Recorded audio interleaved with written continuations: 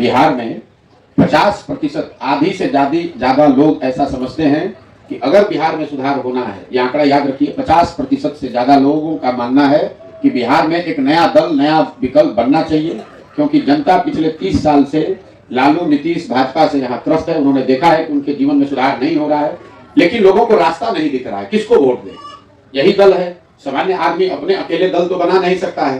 तो जन सुराज वो अभियान है कि लोगों की ताकत को एक साथ किया जाए, ताकि सब लोग मिलकर वो विकल्प बनाएं जो सब लोग खोज रहा है। बिहार में हर आदमी कह रहा है कि भैया नया विकल्प अभियान है, कि आपको हम बताएं, समझाएं कि कैसे ये विकल्प बन सकता है। जो हमने 10 बरस काम किया है अपने जीवन में, हम पहले नेताओं को सलाह देते थे, दलों को सलाह देते थे कि कैसे वो अपने दल को संगठित कर सकते हैं, कैसे वो चुनाव लड़कर जीत सकते हैं। तो जो काम हम पहले दल और नेता के लिए करते थे, वही काम हम बिहार की जनता के लिए कर रहे हैं कि आप लोग कैसे साथ में आइए और कैसे नया दल बनाइए।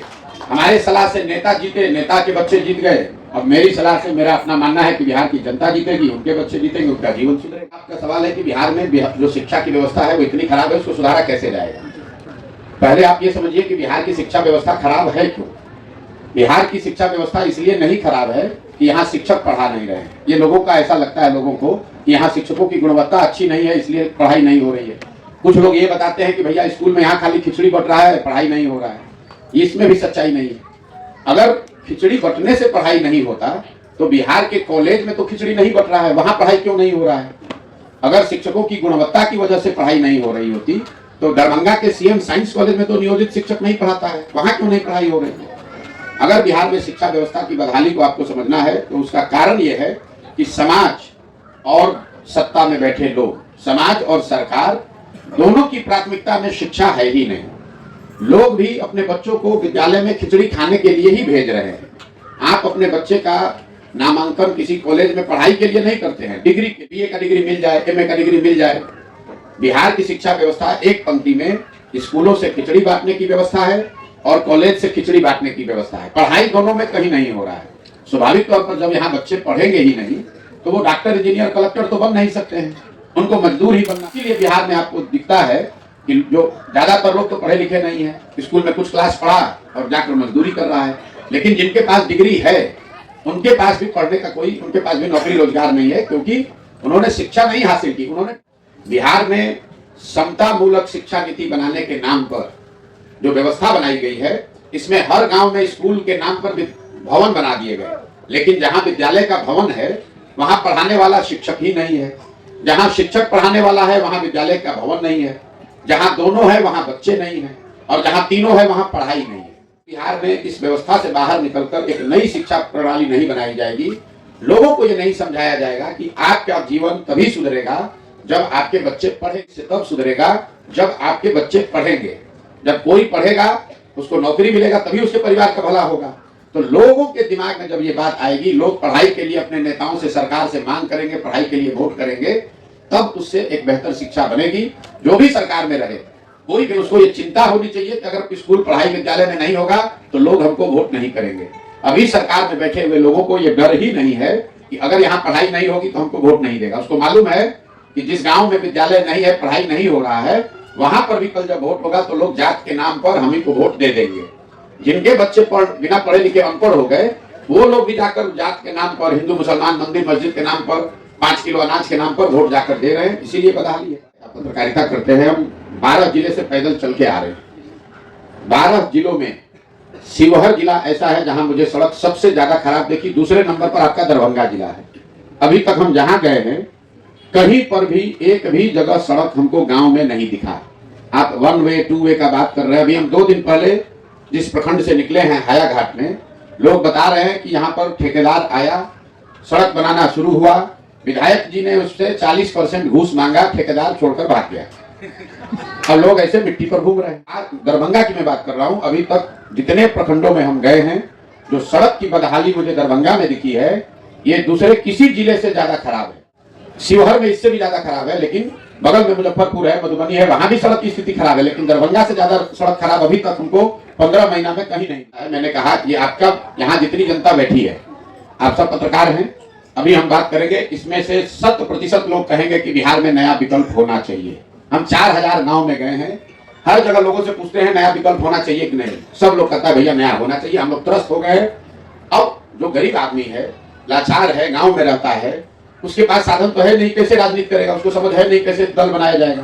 तो जन स्वराज वो विकल्प है, जन स्वराज वो प्लेटफॉर्म है जिस पर आप अगर जुड़िएगा तो आपको प्रशिक्षण, आपको संसाधन, आपको व्यवस्था वो दी जाएगी ताकि आप राजनीति में आइए और सब लोग मिलकर नया दल बनाइए। आज से 100 वर्ष पहले तो देश में ज्यादा गरीबी थी, ज्यादा लोग कम पढ़े लिखे थे, ज्यादा लोग अनपढ़ थे, लेकिन उसी गरीब अनपढ़ भारत के लोगों ने एक साथ मिलकर अंग्रेजों को भगाया कि नहीं भगाया। ये लोगों में, समाज में ताकत है। जरूरत इस बात की है कि कोई उनको रास्ता दिखाए ताकि सब लोग उस पर चले। कौन यहाँ आदमी है जो नहीं चाहता है कि उसके बच्चे को अच्छी पढ़ाई की सुविधा हो? कौन नहीं चाहेगा कि उसके बच्चे को घर पे बढ़िया भोजन मिले? कौन नहीं चाहेगा कि उसके बच्चे को रोजगार के लिए यहाँ घर परिवार छोड़कर न जाना पड़े? अब उसके पास कोई रास्ता नहीं है तो मजबूरी में किसी दल को वोट दे रहा है। जिस दिन लोगों को नया रास्ता, विकल्प दिख जाएगा, लोग अपने आप उसको बताइए। यहाँ जितने लोग बैठे हैं अलग अलग जातियों के होंगे। यहाँ पर एक जगह सोना रख दीजिए, एक जगह पीतल रख दीजिए और लोगों को बताइए कि इसमें से कौन सा आपको चाहिए। तो लोग क्या कहेंगे? किसी जाति का है वो यही कहेगा कि हमको सोना चाहिए। आपको, हमको उस विकल्प को सोना बनकर समाज के सामने आना पड़ेगा।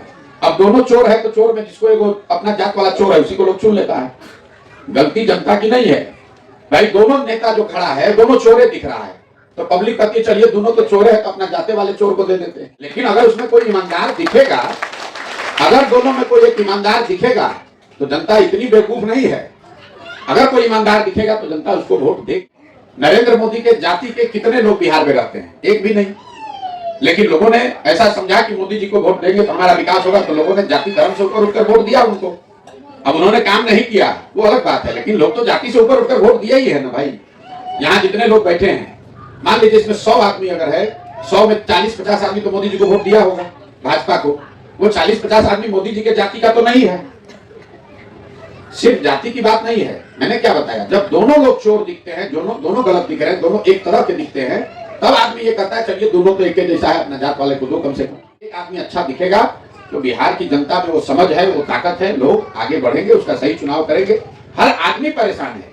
हम अभी 15 महीना से पैदल चल रहे हैं तो कितना लोग कह रहा है भैया अपना घर परिवार छोड़कर ही 15 महीना से पैदल चल रहे हैं। लेकिन यहाँ पर बैठे हुए जितने लोग हैं, इनके परिवार के बच्चे तो 10-10, 15-15 वर्ष से घर छोड़कर बाहर ही रह रहे हैं। तो हमने 15 महीने से अपना घर छोड़ा है तो आप हमको समझ रहे हैं कि हम बहुत महान आदमी हैं, साधु महात्मा हैं। आपका बच्चा 15-15 साल से बाहर रह रहा है। एक बार बच्चा यहाँ 20 वर्ष का हो गया, वो झोला लेकर चला गया मजदूरी करने। जब तक उसके शरीर में ताकत है उसको बाहर मजदूरी ही करना है।